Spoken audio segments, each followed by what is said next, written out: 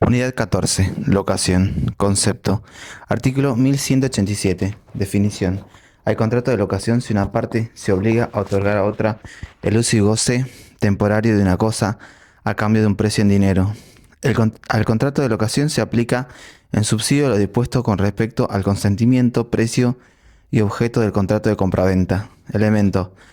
Precio, cesión de uso y goce, tiempo, plazos mínimos y máximos, caracteres, bilateral, oneroso, conmutativo, nominado, en principio no formal, de ejecución inmediata, de tracto sucesivo, comparación con otras figuras, locación versus compraventa. Artículo 1187, párrafo 2, establece que el contrato de locación se aplica en subsidio de lo dispuesto con respecto al consentimiento, precio y objeto del contrato de compraventa. Locación versus depósito. La locación confiere al locatario el uso y goce de la cosa, en tanto que el depósito es un guardián de ella, que no puede usarla ni percibir sus frutos, a menos que tal derecho le fuera otorgado expresamente, aun en este último caso. El depósito se hace siempre teniendo en mira fundamentalmente el interés del depositante, en tanto que en la locación se tiene en mira el interés de ambos contratantes. Locación versus comodato. Tanto el locatario como el comodatario tienen el uso de la cosa ajena, pero las diferencias son sustanciales. La locación es onerosa, en tanto que el comodato es esencialmente gratuito. El locatario tiene no solo el derecho al uso, sino también a los frutos que la cosa produce. El comodatario solo tiene derecho al uso y debe restituir la cosa con sus frutos en el tiempo y lugar convenidos. Locación versus contrato de obra y servicio. En un caso se entrega el uso y goce de una cosa, en otros casos se paga un trabajo. Aunque toda conexión parece imposible, hay sin embargo casos en que ha suscitado dudas. Por ejemplo, se ha discutido la naturaleza del contrato sobre servicio telefónico al que algunos autores atribuyen al carácter de locación de cosas, teniendo en cuenta que el abonado usa el material de la empresa. Tal opinión parece, sin embargo, insostenible, pues resulta obvio que el contrato tiene por objeto la prestación de un servicio y como tal no puede ser objeto de una locación. Locación versus usufructo. La locación es extremadamente sutil. Tanto el arrendatario como el usufructuario tienen el uso y goce de la cosa. Tanto uno como otro deben pagar un precio en dinero. Según la teoría clásica, la diferencia esencial residiría en que el usufructo es un derecho real, en tanto que la locación tiene un carácter personal. La locación es esencialmente onerosa, el usufructo puede ser gratuito u oneroso. La locación no puede exceder de 20 años si es con fines habitacionales o 50 años si tiene otro destino, mientras que el usufructo puede ser instituido sin término y en tal caso se extingue con la muerte del usufructuario, o bien, tratándose de una persona jurídica, puede extenderse el término hasta 50 años. La locación solo puede nacer por contrato, mientras que el usufructo puede surgir de un contrato o de una disposición de última voluntad. Cosas que pueden ser objeto del contrato. Artículo 1192. Cosas. Toda cosa presente o futura cuya tenencia esté en el comercio puede ser objeto del contrato de locación si es determinable, aunque sea solo en su especie. Se comprenden en el contrato. A falta de previsión en contrario, los productos y los frutos ordinarios. Las cosas fungibles no pueden arrendarse porque como se trata de cosas en las cuales un individuo de la especie equivale exactamente a otro individuo de la misma especie, el locatario cumpliría restituyendo otra cosa igual, lo que significa que no estaría en presencia de una locación sino de un préstamo de consumo. El contrato de locación comprende, además de la cosa, los productos y los frutos ordinarios de ellas, a menos que las partes hayan convenido lo contrario. Dentro de la noción dada por el artículo 1192, cabe admitir que pueden ser objeto del contrato de locación de cosas indeterminada. Claro está que se trata solo de una indeterminación relativa. Se puede alquilar un caballo de paseo, un automóvil, sin especificar la individualidad de la cosa. Para que el contrato sea válido, es menester que la cosa exista al tiempo de la celebración del acto. Si la cosa hubiere perecido totalmente en ese momento, el contrato es nulo, pues carece de objeto. Si ha perecido solo parcialmente, es aplicable la solución del artículo 1203 y por tanto debe reconocerse al locatario el derecho a pedir la reducción del alquiler o la resolución del contrato. Cosas futuras, en cuyo caso el acto está supeditado a la condición de que la cosa llegue a existir. Así ocurre cuando se alquila un local o un departamento que está en construcción o que va a construirse. Si el edificio no llega a construirse, el contrato de locación será nulo, sin perjuicio de la eventual responsabilidad del locador si él tuviera culpa de que la construcción no se llevara a cabo. Cosas fuera del comercio. Pueden alquilarse cosas cuya venta está prohibida. Es lo que establece nuestro código en el artículo 1192 al señalar que la tenencia de la cosa locada, no la cosa misma o el dominio sobre ella, debe estar en el comercio. Se comprenden en este precepto tanto las cosas sujetas a una inenajenabilidad absoluta como a una inenajenabilidad relativa por depender de una licencia o autorización previa. Un ejemplo puede aclarar la idea expuesta. Una plaza pública no podría arrendarse para instalar en ella un mercado particular o para cualquier otro fin que fuere contrario a su destino, para lo cual sería indispensable su previa desafectación. Lo que sí puede darse en alquiler son espacios reducidos destinados a kioscos o pequeños locales de venta de mercaderías, y en verdad no se trata propiamente de un contrato de locación, sino de permiso de ocupación. Debe destacarse que no se podrían alquilar las cosas que hayan sido puestas fuera del comercio por ser nocivas al bien público u ofensivas a la moral y a las buenas costumbres, conforme a la disposición del artículo 1004. Un interesante ejemplo de aplicación de esta norma son las disposiciones que prohibían el arrendamiento de sepulcros y sepulturas para evitar el feo negocio de quienes obtienen una concesión municipal de sepulcros para luego alquilar catres, obteniendo pingües ganancias. ¿Pueden arrendarse los derechos? Es este un viejo problema jurídico. La doctrina europea se inclina por lo general a admitirlo, siempre, claro está, que pueda cederse su uso y goce. Nos parece que esta concepción deforma la figura jurídica de la locación, contrato que supone la entrega material de una cosa para que el locatario la disfrute, pero conservando el dueño su dominio. Esta es la idea que presidió el alumbramiento del contrato en el derecho romano y es la que aún hoy el profano y el jurista se forman cuando se habla de locación. ¿Puede arrendarse un fondo de comercio? El fondo de comercio no está solamente constituido por el inmueble y sus instalaciones, sino también por el nombre comercial, la marca, la llave o clientela, las mercaderías. Todo este conjunto, que forma una universalidad de hecho, puede ser objeto de un contrato de arrendamiento. En la doctrina extranjera predomina la opinión afirmativa, congruente con la tesis de que los bienes incorporales son susceptibles de ser locados. Precio. Debe ser en dinero, ser cierto, estar determinado o ser determinable. Artículo 1196. Fianza, garantía y periodicidad del pago. Las partes pueden determinar libremente las cantidades y monedas entregadas en concepto de fianza o depósito en garantía y la forma en que serán devueltas al finalizar la locación. Las partes pactarán libremente la periodicidad del pago, que no podrá ser inferior o mensual. Forma y prueba. El Código Civil y Comercial, mediante el artículo 1188, ha establecido la formalidad de que sea formulado por escrito, cuando el objeto de la locación sean inmuebles o bienes muebles registrables, ya sea en forma particular o de universalidades que incluyen en todo o parte de dichos bienes. Las prórrogas y modificaciones de estos contratos también tienen que ser hechos por escrito. En cuanto a los arrendamientos rurales, cabe señalar que la ley que los regula dispone que el contrato debe celebrarse por escrito. Incluso el contrato de arrendamiento rural podrá ser inscrito en los registros inmobiliarios siempre que las firmas de los contratantes estén certificadas por un escribano, el juez de paz u otro oficial público competente. Ahora bien, en el primer caso, si se hubiese omitido tal formalidad, el contrato valdrá si se demuestra la imposibilidad de obtener la formalidad, si existe prueba instrumental o si ha tenido principio de ejecución. En el segundo, el contrato será válido si se pudiera probar su existencia de acuerdo con las disposiciones generales. Artículo 40, Ley 13.246. De todo lo cual resulta que la forma escrita impuesta en estos casos solo hace la prueba del contrato y no a su existencia. Prueba. Puesto que la locación es un contrato consensual, puede probarse por cualquier medio, siguiendo las pautas de los artículos 1019 y 1020.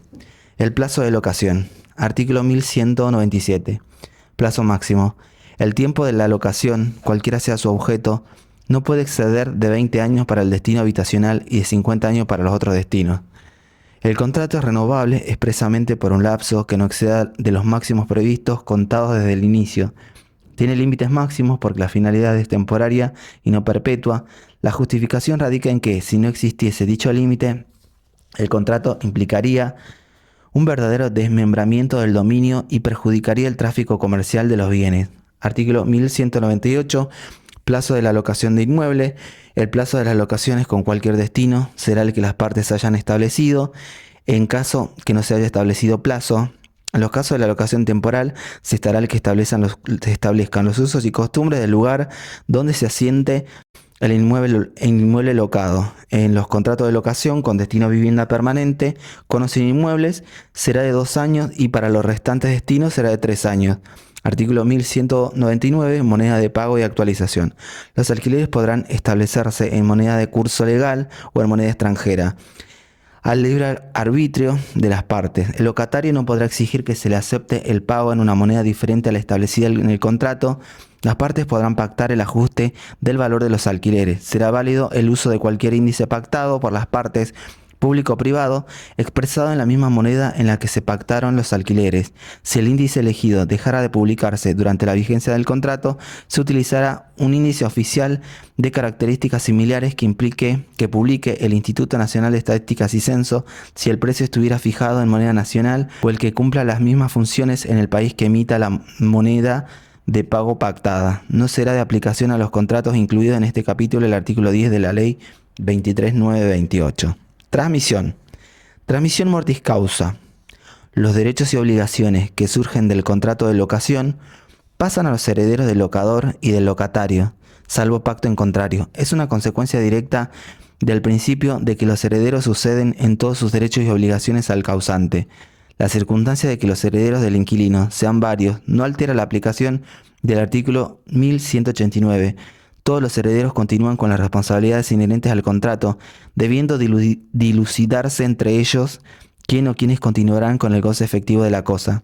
El artículo 1189, al referirse a los herederos, comprende no solo a los herederos legítimos y testamentarios, sino también al llamado heredero de cuota, esto es, a quien ha sido instituido una fracción de la herencia, sin tener vocación a todos los bienes de ésta. Transmisión por acto entre vivos. Artículo 1189. Transmisión por causa de muerte. Enajenación de la cosa locada. Excepto pacto en contrario, la locación. Se transmite activa y pasivamente por causa de muerte, subsiste durante el tiempo convenido, aunque la cosa locada sea enajenada. Obligaciones del locador y del locatario. Obligaciones del locador. Artículo 1200. Entregar la cosa. El locador debe entregar la cosa conforme a lo acordado. A falta de previsión contractual, debe entregarla en estado apropiado para su destino, excepto los efectos que el locatario conoció o pudo haber conocido. Estado en que deben entregarse. El locador está obligado a entregar la cosa y sus accesorios en la forma acordada y a falta de especificación en estado apropiado para su destino. Artículo 1200. Adviértase una diferencia importante con respecto a la compraventa. El vendedor cumple entregando la cosa en el estado en que se encontraba en el momento de celebrarse el acto.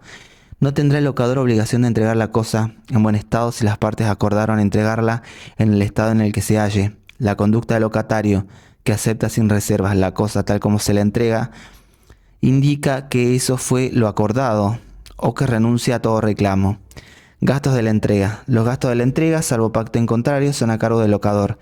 Ello es así, pues se aplican supletoriamente las normas de la compraventa, artículos 1187 y 1138. En el caso que la locación sea con fines de vivienda, en cambio, entendemos que los gastos de entrega se encuentren alcanzados por la prohibición de cobro al locatario contenida en el inciso C del artículo 1196, norma que además es de orden público. Sanciones para el caso de incumplimiento de la obligación de entregar. En el caso de incumplimiento de la obligación de entrega, el locatario tiene a su disposición las siguientes acciones. En primer lugar, puede reclamar el cumplimiento del contrato y pedir al tribunal que lo ponga en posesión de la cosa si el locador se negara a cumplir la sentencia que lo condena a entregar. Todo ello, empero, sin perjuicio de los derechos que los terceros puedan haber adquirido sobre la cosa. En segundo lugar, puede pedir la resolución del contrato, artículos 1084, 1087 y 1088. Por último, el locatario puede demandar los daños que resulten de la falta de entrega, siempre que no hubiere mediado fuerza mayor. Artículo 1201.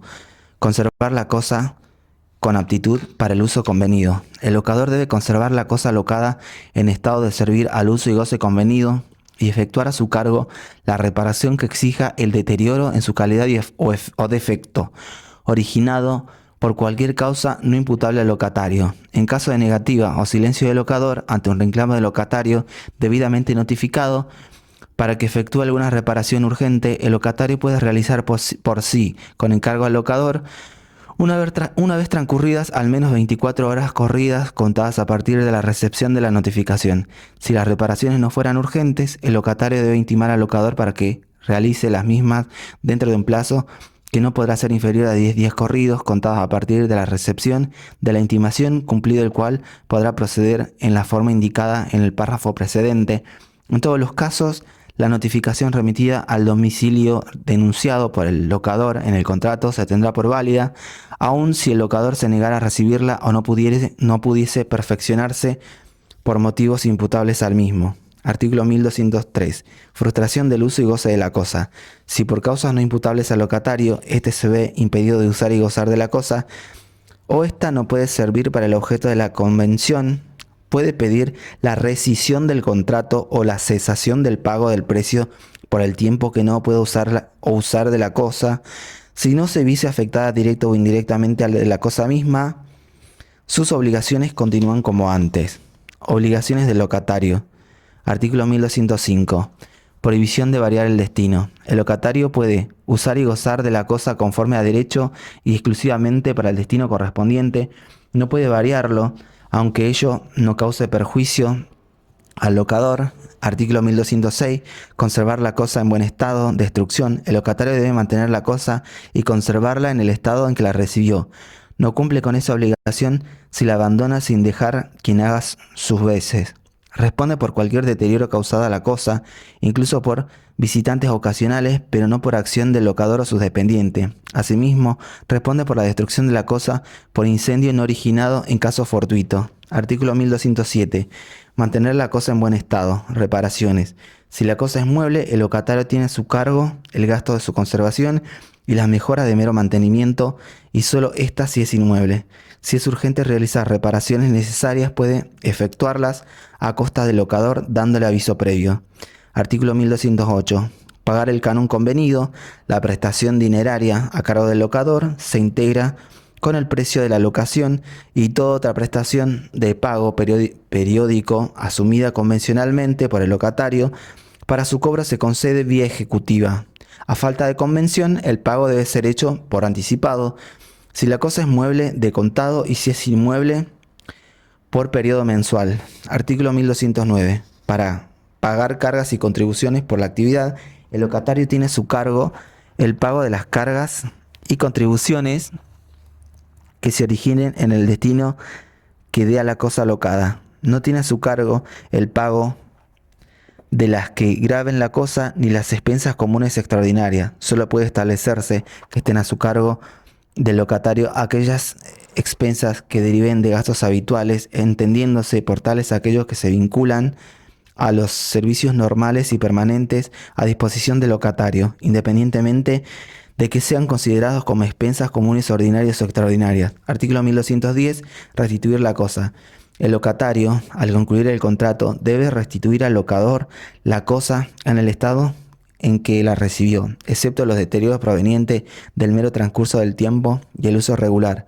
También debe entregarle las constancias de los pagos que efectuó en razón de la relación locativa y que resulten atinentes a la cosa o a los servicios que tenga. Régimen de mejoras. Toda modificación material que aumenta el valor de la cosa.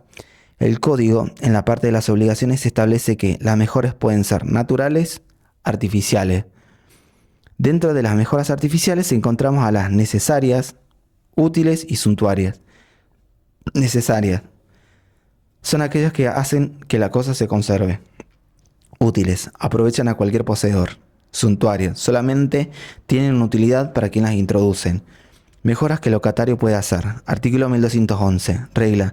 El locatario puede realizar mejoras en la cosa locada, excepto que esté prohibido en el contrato, alteren la sustancia o forma de la cosa o hayan sido interpelado a restituirla. No tiene derecho a reclamar el pago de mejoras útiles y de mero lujo o suntuarias, pero si son mejoras necesarias puede reclamar su valor al locador. Mejoras que el locador debe pagar, solo está obligado a pagarlas cuando exista una aceptación convencional por parte del locador, sea que asuma el pago de las mejoras al tiempo de contratar o con posterioridad, o si se trata de mejoras necesarias.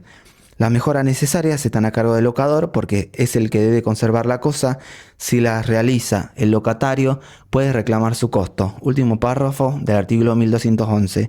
Las útiles y las suntuarias no son responsabilidad del locador, a menos que se haya pactado convencionalmente. El locatario puede retirarlas salvo que se hubiera acordado que cedían en beneficio de la cosa locada, si de ello no resultara un daño para ésta cuando hacerlo fuera abusivo, dado que no traería provecho alguno para quien las hizo. Efecto de la cesión o sublocación. La cesión del contrato de locación y la sublocación constituyen operaciones jurídicas a las cuales las partes recurren a fin de hacer circular los derechos adquiridos en virtud de la relación locativa. Ambos requieren la presencia de las prestaciones pendientes de ejecución. La proximidad funciona de estas figuras hace que la prohibición contractual de una alcance a la otra. En la cesión de contrato se verifica la sustitución de un contratante por otro, a través de la figura contractual tipificada en el Código Civil y Comercial, artículo 1636. En tanto, la sublocación supone la celebración de un contrato derivado, o sea, un nuevo contrato de la misma naturaleza que el contrato base, en este caso una locación, a la que se aplican las normas que rigen para el negocio base. Adquiere aquí carácter de contrato conexo, habida cuenta que tiene dependencia unilateral y funcional al contrato base y originario, que condiciona al contrato derivado, no pudiendo tener contenido más amplio que aquel. Ello explica el reconocimiento de contenido más amplio que aquel. Ello explica el reconocimiento de acciones directas recíprocas que tiene a su favor el subcontratado y la parte que no ha celebrado el subcontrato. Artículo 1216. La sublocación da cuenta de una situación especial en el contexto de la regulación del subcontrato, solo se autoriza de modo parcial y luego de observarse el procedimiento legal fiado al efecto, cuya violación hace incurrir al locatario en incumplimiento respecto al destino pactado. El artículo 1214 dispone: el locatario puede dar en sublocación parte de la cosa locada si no hay pacto en contrario. Para ello debe comunicar al locador, por medio fehaciente, su intención de sublocar e indicar el nombre y domicilio de la persona con quien se propone contratar y el destino que el sublocatario asignará a la cosa. El locador solo puede oponerse por medio fehaciente dentro del plazo de 10 días de notificado. El silencio del locador importa su conformidad con la sublocación propuesta. La sublocación contratada, pese a la oposición del locador, o con apartamiento de los términos que se le comunicaron, viola la prohibición de variar el destino de la cosa locada. Es visto como un contrato con prestaciones personales. Extinción del contrato de locación. Artículo 1217. Extinción de la locación. Son modos especiales de extinción de la locación el cumplimiento del plazo convenido o requerimiento previsto en el artículo 1218 según el caso. La resolución anticipada. Artículo 1218. Continuación de la locación concluida. Si vence el plazo convenido o el plazo mínimo legal en ausencia de convención y el locatario continúa en la tenencia de la cosa, no hay tácita reconducción, sino la continuación de la locación en los mismos términos contratados hasta que cualquiera de las partes dé por concluido el contrato mediante la comunicación fehaciente. La recepción de pagos durante la continuación de la locación no altera lo dispuesto en el primer párrafo. Artículo 1219. Resolución imputable al locatario. El locador puede resolver el contrato por cambio de destino o uso irregular en los términos del artículo 1205, por falta de conservación de la cosa locada o su abandono sin dejar quien haga sus veces, por falta de pago de la prestación dineraria convenida durante 2 periodos consecutivos, por cualquier causa fijada en el contrato. Artículo 1220. Resolución imputable al locador. El locatario puede resolver el contrato si el locador incumple la obligación de conservar la cosa con aptitud para el uso y goce convenido, salvo cuando el daño haya sido ocasionado directa o indirectamente por el locatario. La garantía de evicción o la de vicios redivitorios.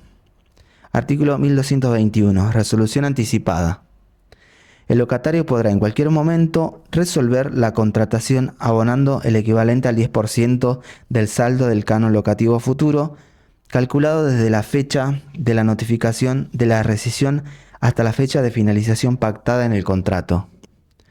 Efecto de la extinción. Artículo 1222.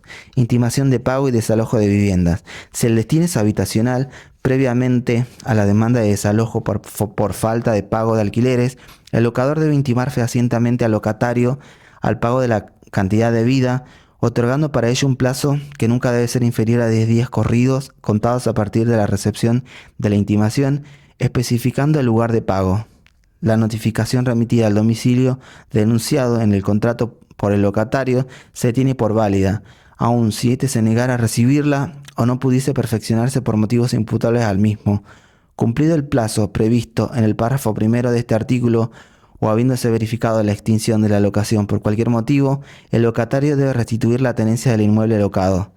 Ante el incumplimiento del locatario, el locador puede iniciar la acción judicial de desalojo, la que debe sustanciarse por el proceso previsto al efecto en cada jurisdicción y en caso de no prever un procedimiento especial, el más abreviado que establezcan sus leyes procesales o especiales. En ningún caso el locador puede negarse a recibir las llaves del inmueble o condicionar la misma sin perjuicio de la reserva por las obligaciones pendientes a cargo del locatario. En caso de negativa o silencio frente al requerimiento por parte del inquilino a efectos de que se le reciba la llave del inmueble, éste puede realizar la consignación judicial de las mismas, siendo los gastos y costas a cargo del locador. En ningún caso se adeudarán alquileres ni ningún tipo de obligación accesoria a partir del día de la notificación fehaciente, realizada al locador a efecto de que reciba las llaves del inmueble siempre que el locatario efectúe la consignación judicial dentro de los 10 días hábiles siguientes a la misma o desde que le fuera notificado al locador el depósito judicial de la llave si la consignación se hubiese iniciado después del vencimiento de dicho plazo. Artículo 1223. Desalojo. Al extinguirse la locación debe restituirse la tenencia de la cosa locada. El procedimiento previsto en este código para la cláusula resolutoria implícita no se aplica a la demanda de desalojo por las causas de los artículos 1217 y 1219 inciso C. Artículo 1224. Facultades sobre las mejoras útiles o suntuarias. El locatario puede retirar la mejora útil o suntuaria al concluir la locación, pero no puede hacerlo, se acordó que quede en beneficio de la cosa si de la reparación se sigue daño para ella o separarla no le ocasiona provecho alguno. El locador puede adquirir la mejora hecha en violación a una prohibición contractual pagando el mayor valor que adquirió la cosa. Artículo 1225. Caducidad de la fianza. Renovación. Las obligaciones del fiador cesan automáticamente al vencimiento del plazo de la locación, excepto la que derive de la no restitución en tiempo del inmueble locado. Se exige el consentimiento expreso del fiador para obligarse en la renovación o prórroga expresa o tácita una vez vencido el plazo del contrato de locación. Es nula toda disposición anticipada que extienda la fianza, sea simple, solidaria, como codeudor o principal pagador del contrato de locación original. Artículo 1226. Facultad de retención. El ejercicio del derecho de retención por el locatario lo faculta a percibir los frutos naturales que la cosa produzca. Si lo hace, al momento de la percepción debe compensar ese valor con la suma que le es debida. Leasing. Concepto. El leasing es un contrato concebido para facilitar la adquisición de bienes de larga duración y alto precio. Tuvo su primera expresión en nuestro país a principios del siglo XX a través de la figura de la locación con opción de compra. Combina la locación y la compraventa. El dador de un bien lo entrega al tomador, quien paga un canon por el uso y goce de ese bien, debiendo las partes convenir su monto y periodicidad. Además, el tomador tiene derecho a quedarse con el dominio del bien si ejerce su opción de compra pagando el precio pactado. Caracteres: bilateral, oneroso, conmutativo, consensual, nominado, de ejecución continuada. Objeto. El Código Civil y Comercial dice que pueden ser objeto del contrato cosas muebles o inmuebles, marcas o patentes o modelos industriales y software de propiedad del dador y sobre los que el dador tenga la facultad de dar en leasing. El artículo 1231 dice que el bien objeto del contrato puede comprarse por el dador, a persona indicada por el tomador, comprarse por el dador según especificaciones del tomador o según catálogos, folletos o descripciones identificadas por éste, comprarse por el dador quien sustituya al tomador al efecto en un contrato de compraventa que éste haya celebrado. Estos primeros 3 incisos conforman el leasing financiero. Ser de propiedad del dador con anterioridad a su vinculación contractual con el tomador. El inciso D es el leasing operativo. Adquirirse por el dador al tomador por el mismo contrato o habérselo adquirido con anterioridad. El anterior inciso se denomina leaseback. Estar a disposición jurídica del dador por título que le permita constituir leasing sobre él. Forma e inscripción registral. El leasing debe instrumentarse en escritura pública si tiene como objeto inmuebles, buques o aeronaves. En los demás casos puede celebrarse por instrumento público o privado. A los efectos de su oponibilidad frente a terceros, el contrato debe inscribirse en el registro que corresponda, según la naturaleza de la cosa que constituye su objeto. La inscripción en el registro puede efectuarse a partir de la celebración del contrato de leasing y con prescindencia de la fecha en que corresponda hacer entrega de la cosa objeto de la prestación comprometida.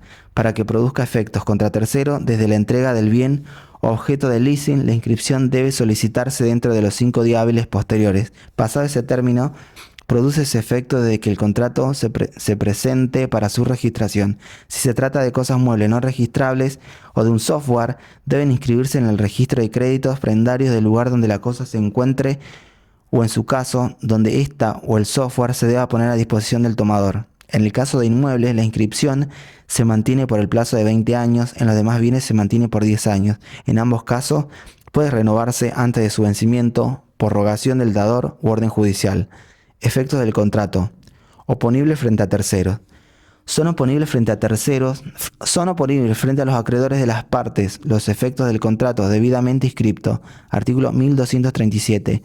Esto significa que el acreedor del dador no puede embargar ni ejecutar las cosas dadas en leasing y que el acreedor del tomador tampoco puede ejecutar la cosa mientras éste no haya adquirido su dominio. El tomador puede ejercer la opción de compra conforme a lo convenido contractualmente, pero puede ocurrir que no tenga interés en ejercerla, puesto que si lo hace, el bien será ejecutado por sus acreedores. La ley confiere, en este caso, a los acreedores la acción subrogatoria. Claro está que para ejercerla tienen que pagar el precio de la opción. El contrato deberá ser inscrito en el registro que corresponda al bien que constituya su objeto. La oponibilidad del contrato se retrotraerá a la fecha de la entrega del bien. Si el pedido de la inscripción registral se practica dentro de los 5 días hábiles posteriores. Vencido este plazo, los efectos de la registración comenzarán a regir a partir de la fecha en que se pidió la inscripción. Caso de concurso o quiebra. En caso de concurso o quiebra del dador, el contrato continuará por el plazo convenido, pudiendo el tomador ejercer la opción de compra en el tiempo previsto. Esto significa que el concurso o la quiebra solo se incorpora el precio de los cánones y eventualmente el precio de la opción de compra si el tomador hace uso de esa facultad, pero la cosa en sí misma no entra en el concurso o quiebra. El derecho del tomador permanece incólume. En caso de quiebra del tomador, dentro de los 60 días de decretada, el síndico podrá optar entre continuar el contrato en las condiciones pactadas o resolverlo. Si se tratara, en cambio, del concurso preventivo del tomador, el dador puede optar por resolver el contrato o continuarlo. En este último caso, deberá correr vista al síndico y obtener la pertinente autorización judicial. Ahora bien, transcurrido 30 días de abierto el concurso, el dador podrá resolver el contrato si no se hubiere comunicado la decisión de continuarlo. Artículo 20, Ley 24.522. Pasados esos plazos, los de la quiebra y los del concurso, sin que haya ejercido la opción, el contrato se considerará resuelto de pleno derecho, debiendo el juez del concurso o de la quiebra restituir inmediatamente el bien al dador, a su simple petición, con la sola exhibición del contrato inscrito y sin necesidad de trámite o verificación previa. Sin perjuicio de ello, el dador podrá reclamar en el concurso o en la quiebra el canon devengado hasta la devolución del bien, en el concurso preventivo o hasta la sentencia declarativa de quiebra y los demás créditos que resulten del contrato. Transmisión del dominio.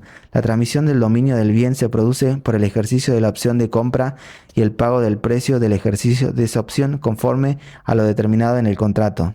El dominio se adquiere cumplidos tales requisitos. con más los que la ley exija de acuerdo con la naturaleza del bien, artículo 1242, tales como las inscripciones registrales analizadas anteriormente, obligación de saneamiento y responsabilidad de entrega. Si el bien era de propiedad del dador desde antes de la vinculación contractual con el tomador, la obligación de saneamiento, comprensiva de las garantías de evicción y vicios redhibitorios y la responsabilidad de la entrega son irrenunciables. En cambio, si pertenecía al propio tomador, desaparecen las obligaciones aludidas salvo pacto en contrario. Ahora, si bien fue adquirido por el dador, por indicación del tomador para celebrar el contrato de leasing, sea señalando la persona de quien contratar, sea a través de catálogos o especificaciones dadas por el tomador, o por sustituirlo en un contrato que el tomador había celebrado con anterioridad. El dador responde por la obligación de entrega y por la garantía de saneamiento, excepto pacto en contrario, artículo 1232.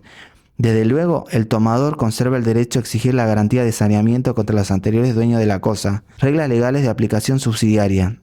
El leasing está regido por las normas específicas contenidas en el capítulo 5, título 4 del libro tercero del Código Civil y Comercial, pero antes del ejercicio de la opción de compra y de haber pagado el tomador la totalidad del canon, le son aplicables subsidiariamente las disposiciones relativas al contrato de locación en cuanto sean compatibles con la naturaleza y finalidad propia del leasing. Expresamente, se dispone que no serán aplicables las normas relativas a plazos mínimos y máximos de la locación ni las que sean excluidas expresamente en el contrato. En cambio, para la determinación del precio de ejercicio de la opción de compra y para los actos posteriores a su ejercicio y pago del precio, se aplicarán las normas del contrato de compraventa en forma subsidiaria. Artículo 1250. Derecho y obligaciones de las partes. Derecho y obligaciones del dador. Ejercicio de la acción reivindicatoria. Atento a que la venta o gravamen consentido por el tomador le es inoponible al dador, éste tiene derecho a ejercer la acción reivindicatoria sobre la cosa mueble que se encuentre en poder de cualquier tercero y a secuestrarla. Cesación de los créditos contractuales. El dador puede ceder los créditos actuales o futuros por canon o precio de ejercicio de la opción de compra. La cesión no podrá perjudicar los derechos del tomador respecto al ejercicio o no de la opción de compra o, en su caso, a la cancelación anticipada de los cánones, conforme a lo pactado en el contrato. Percibir el canon y precio de la opción de compra. Entregar el bien. Sobre esta cuestión debe señalarse que, como lo hemos dicho antes, aunque lo normal es que el dador sea el propietario del bien, puede ocurrir que pertenezca a un tercero y éste se compromete a adquirirlo previamente. Así ocurre, por ejemplo, cuando el dador debe comprarlo a una persona indicada por el tomador o según especificaciones de éste. En estos casos, la obligación del dador se agota con la adquisición del bien indicado, pudiendo el tomador reclamar directamente al vendedor los derechos nacidos de la compraventa, artículo 1232, y en los casos de leaseback, el tomador ya tiene la cosa. Derecho y obligaciones del tomador. Derecho de usar y gozar del bien. El tomador tendrá el derecho de usar y gozar del bien objeto del leasing. Ello incluye la facultad de arrendarlo, salvo pacto en contrario. En cambio, hasta tanto no ejerza la opción de compra y paga el precio fijado, no podrá disponer de él ni gravarlo. La opción de compra. El tomador podrá ejercer la opción de compra una vez que haya pagado el 75% del canon total estipulado o antes si así lo convinieran las partes. Artículo 1240. En este último caso, y siempre que hubiera pagado al menos un 25% del canon pactado, el tomador tendrá derecho a ejercer la opción aunque hubiera interrumpido el pago del canon, siempre y cuando pague dentro del plazo fijado por la ley las sumas adeudadas, sus intereses y costas y el precio de ejercicio de la opción con sus accesorios contractuales y legales. Prórroga del contrato. El leasing puede ser prorrogado a opción del tomador si ello ha sido previsto en el contrato. Deberán fijarse también las condiciones para ejercer la opción. Prohibición de trasladar los bienes. Los bienes muebles deben permanecer en el lugar fijado en el contrato inscripto. Si pretende trasladarlos, debe contar con la conformidad expresa del dador e inscribir en el registro pertinente tanto el traslado como la referida conformidad. Los gastos de conservación y uso. Los gastos ordinarios y extraordinarios de conservación y uso del bien, los seguros, impuestos y tasas que recaigan sobre él y las sanciones que su uso ocasione quedan a cargo del tomador, salvo convención en contrario. Pago del canon pactado. La responsabilidad por el daño causado por el riesgo o vicio de la cosa dada en leasing. Esta responsabilidad recaerá exclusivamente sobre el tomador o guardián de la cosa dada en leasing. Solo se eximirán total o parcialmente acreditando que la cosa fue usada en contra de su voluntad expresa o presunta. Artículos 1243, 1757 y 1758.